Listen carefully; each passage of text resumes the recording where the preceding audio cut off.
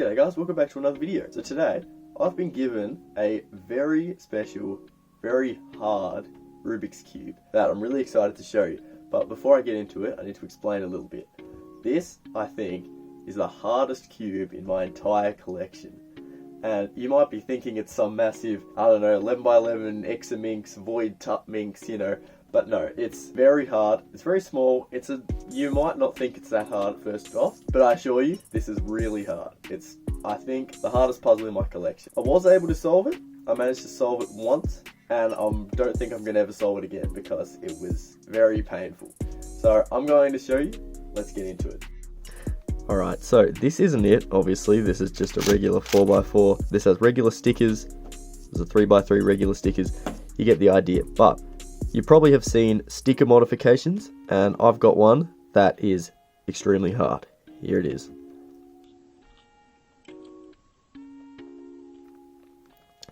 Yeah, so at first glance you might think this is scrambled, but no, this is actually solved. This is the solved position of this cube. So as you can see, each face has lines that go through every single face. Now, they kind of overlap and change colors every time they cross over each other. So right here, we can see that there's a square here because there's intersecting lines just like this. So what actually is this puzzle? Well, the shape comes from a winery that is in Australia, in Adelaide. I'm not exactly where it's from, but we went to a winery when I went on a holiday to Adelaide just recently, and there is actually a building that looks exactly like this.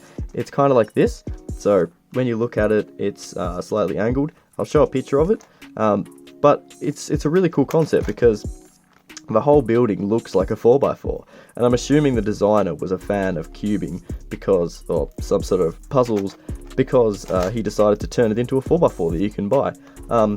This was given to me as a gift by my grandparents, who obviously know that I'm like this kind of puzzles.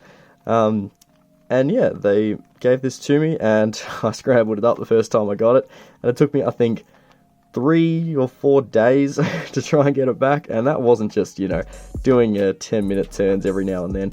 I actually worked on this very hard for a long time. So, as you can see, some of the tiles are just completely coloured, which do make it a little bit easier to solve and try and find pieces when you're doing edge pairing and centre pairing.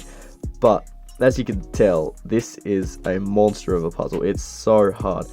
Basically, you have to find every single little piece that looks slightly similar but slightly different at the same time, trying to get all the centres, and you also have to do a lot of trial and error, because you might not know if this centre can go here and this centre can go here, because on a 4x4 the centres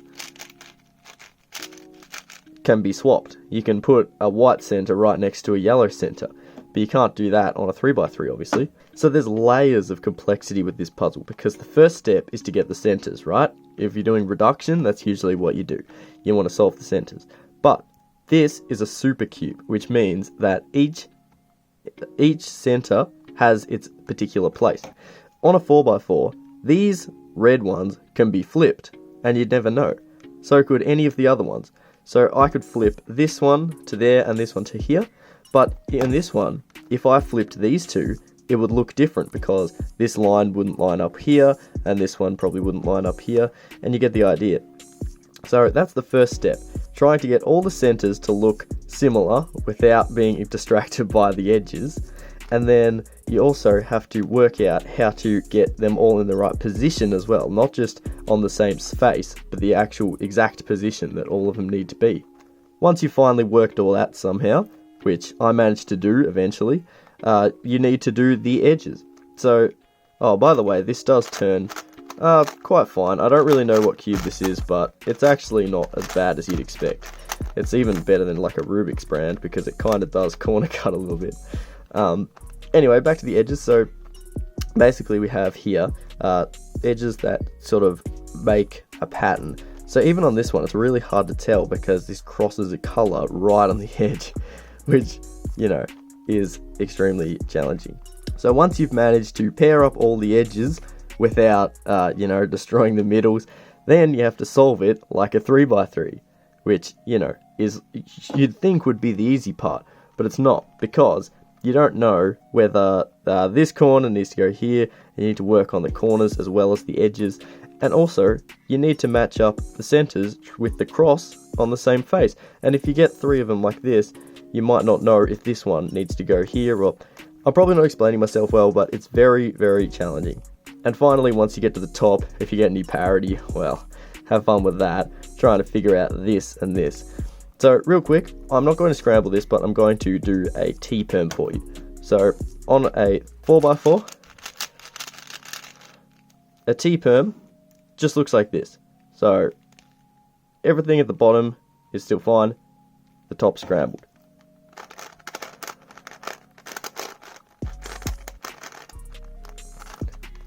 There we go. So as you can see, nothing on the top has changed very much, but there's slight changes here on each of the edges because these are swapped, right? This one was over here, this one was here, and then these two have swapped as well. And the corners are wrong, but at the same time, it doesn't really look that much scrambled. I'm just going to put this back before I forget. Yeah, it does lock a little bit, but that's all right.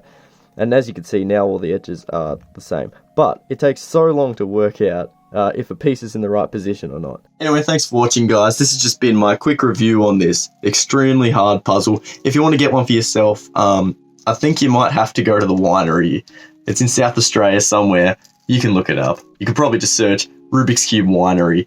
And I might put a link in the description if I can find it. But otherwise, thanks for watching. I'll see you in the next one. Cheers.